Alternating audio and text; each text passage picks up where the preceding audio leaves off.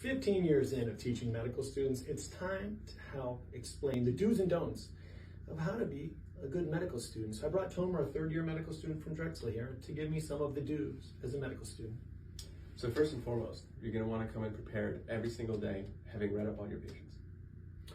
Don't, when the attending gets in the room, interrupt them when they're starting to discuss. So actually, the number two thing, really important, is to have a really good and thorough history.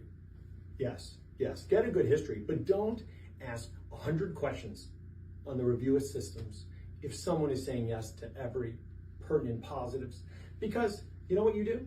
You're just getting me further and further behind. That brings us to number three. Really important to keep up with your Anki every single day.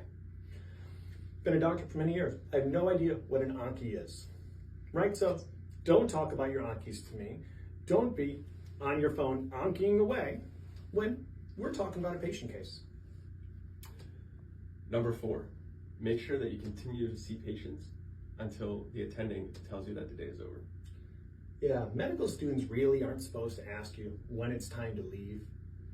But don't continue to tell your attending that you have didactics or another day of my anesthesia interest group.